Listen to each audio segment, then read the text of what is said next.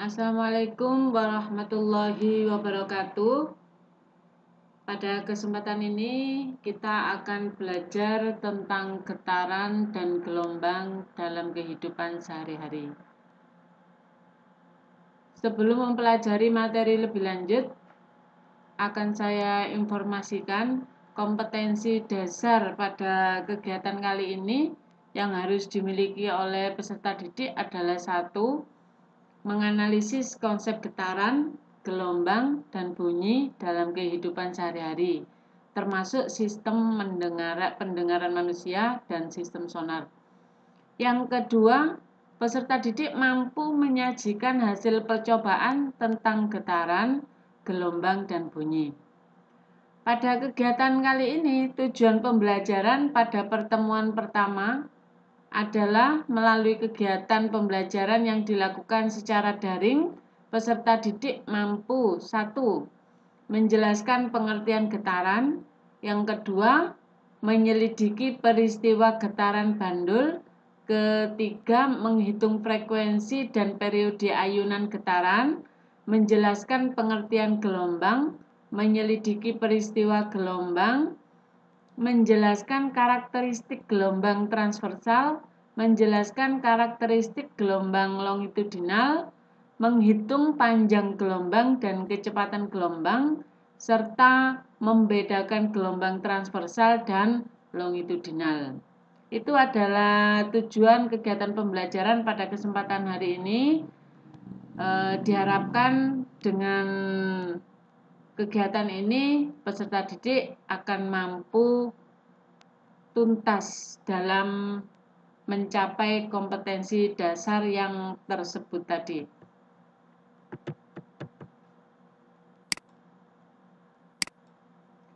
Selanjutnya kita masuk materi getaran. Getaran adalah gerakan bolak-balik periodik melalui titik kesetimbangan, yaitu titik pada garis tengah. Contoh getaran terjadi pada bandul sederhana ini dan pegas. Yang dinamakan dengan getaran adalah gerakan bolak-balik melalui titik seimbang dari A, B, C, ke B lagi ke A. Ini disebut dengan satu getaran. Demikian juga dengan pegas, berarti dari R, P,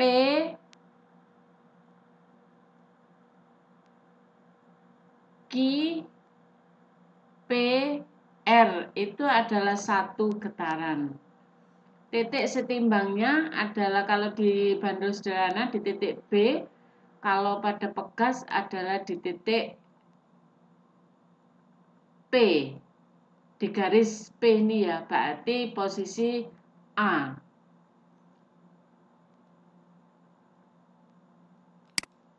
Selanjutnya istilah-istilah yang terjadi pada saat terjadi getaran adalah satu periode, di mana tadi sudah disebutkan ya, kalau satu getaran penuh adalah bandul yang bergerak dari A ke B ke C ke B lagi ke A. Dari A balik lagi ke A disebut dengan satu getaran penuh. Kalau diawali dari B, maka nanti satu getaran penuhnya akan kembali lagi ke titik B. Berarti B, C, B, A, B. Itu adalah satu getaran penuh. Yang dimaksud dengan periode ini adalah waktu yang dibutuhkan saat bergetar satu getaran penuh. Jadi waktu yang diperlukan mulai dari A, B, C, B, A. Waktunya berapa? Itu yang disebut dengan periode. Kemudian frekuensi. Yang dimaksud dengan frekuensi di sini adalah jumlah getaran yang terjadi per sekon atau per detik. Artinya apa? Dalam satu detik itu terjadi berapa kali getaran? Berarti satu kali getaran dihitung satu. A, B, C, B, A, 1. Bergerak lagi A, B, C, B, A, 2. Itu namanya jumlah getaran. Nah, jumlah getaran per waktu disebut dengan frekuensi. Ini ada jumlah getaran, berarti tadi sudah dijelaskan ya. Mulai A, B, C, B, A, dihitung 1. Berarti nanti berapa kali getaran itu disimbolkan dengan N kecil.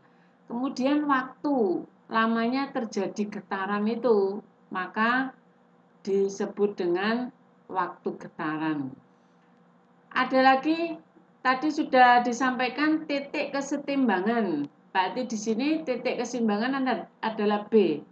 Gerakan bolak-balik yang dilakukan atau secara periodik bolak-balik melalui titik seimbang. Ini titik seimbangnya. Itu disebut dengan getaran. Kemudian ada namanya amplitudo, simpangan terjauh. Jadi kalau dari bandul dari titik B ini ditarik ke A, maka jarak A ke B ini disebut dengan amplitudo atau simpangan terjauh. Simpangan terjauh di gambar ini ya. Nanti misalnya kalau posisi A-nya ini ada di tengah-tengah sini, itu berarti jarak simpangan, tapi bukan amplitudo. Amplitudo itu adalah simpangan yang paling jauh, jarak yang paling jauh dari titik keseimbangan. Dari beberapa istilah tadi, maka bisa ditarik kesimpulan hubungan antara frekuensi dan periode getaran dapat dirumuskan dengan T sama dengan 1/F atau F sama dengan 1/T. Ya, jadi periode sama dengan 1 per frekuensi atau frekuensi sama dengan 1 per periode. Diingat, periode simbolnya T besar, kalau waktu T kecil. Untuk mencari periode, waktu yang dibutuhkan 1 kali getaran penuh tadi, rumusnya adalah T waktu per N atau jumlah getaran.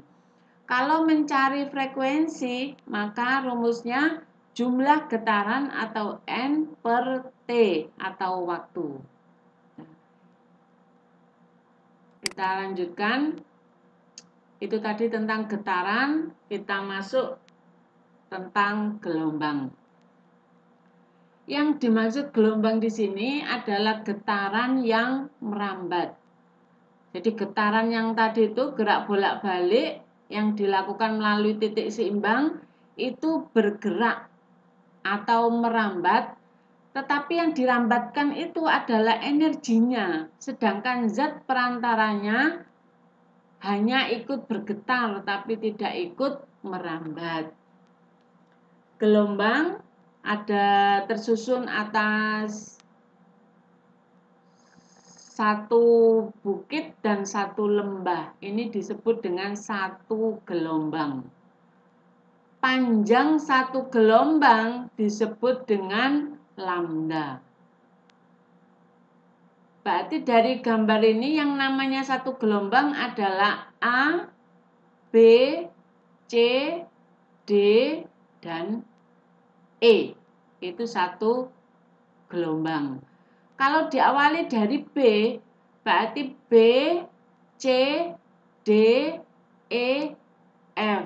Itu satu gelombang. Berarti dari gambar ini, berarti terdapat berapa gelombang? 1, 2, 2/4 gelombang. Ya. Kemudian ini adalah gelombang tali. Ada lagi namanya gelombang longitudinal nanti ya, yang tersusun atas rapatan dan renggangan. Satu gelombang, kalau gelombang tali tersusun atas satu bukit, satu lembah. Kalau pada selingki ini satu gelombang adalah satu renggangan dan satu rapatan. Itu dihitung satu gelombang. satu renggangan, satu rapatan disebut dengan satu lambda.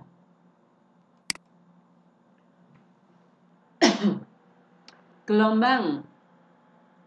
Berdasarkan tadi gelombang adalah getaran yang merambat, yang dirambatkan adalah energi. Berdasarkan energinya ini, gelombang dibedakan menjadi dua, gelombang mekanik dan gelombang elektromagnetik. Yang dimaksud dengan gelombang mekanik adalah gelombang yang merambat, getaran yang merambat, yang memerlukan medium perantara untuk merambat. Antara lain mediumnya berupa zat padat, zat cair, dan gas. Kalau berupa zat cair, contohnya adalah gelombang air. Kalau zat padat, contohnya adalah gelombang tali. Kalau pada gas, contohnya adalah gelombang bunyi. Selanjutnya, gelombang elektromagnetik adalah gelombang yang merambat melalui ruang hampa atau ruangan yang tidak terdapat partikel udaranya atau ruang vakum untuk rambatannya. Contohnya adalah gelombang cahaya. Itu tadi gelombang berdasarkan energinya.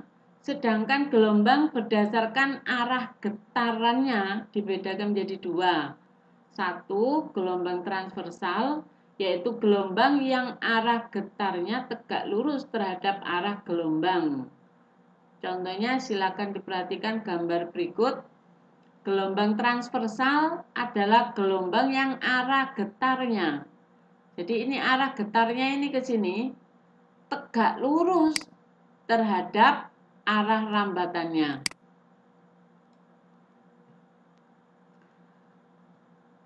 Sedangkan gelombang longitudinal itu tersusun atas rapatan dan renggangan. Arah getarannya searah dengan arah renggangan. Jadi ini bentuknya pir ya. Arah getarannya searah dengan arah rambatannya. Kalau ini arah getarannya tegak lurus. Tegak lurus dengan arah rambat. Selanjutnya untuk lebih memperjelas, silakan dilakukan aktivitas berikut. 1. Aktivitas 10.1 getaran pada buku paket halaman 117. Kemudian ada ayo kita selesaikan buku paket halaman 119. Aktivitas 10.2 gelombang paket halaman 120 dan aktivitas 10.3 gelombang transversal paket halaman 121. Silakan aktivitas ini dilakukan dan buatlah laporan penyelidikannya. Laporan penyelidikan nanti akan dilaporkan atau dipresentasikan pada kegiatan pertemuan berikutnya melalui telekonferensi. Ya, jadi disiapkan laporannya boleh dalam bentuk PPT atau dalam bentuk video. Oke, anak-anak selamat beraktivitas. Selamat melakukan kegiatan penyelidikan dan membuat laporannya, kemudian silakan di-upload di Google Class yang nanti akan kita presentasikan juga melalui telekonferensi. Selamat belajar. Assalamualaikum warahmatullahi wabarakatuh.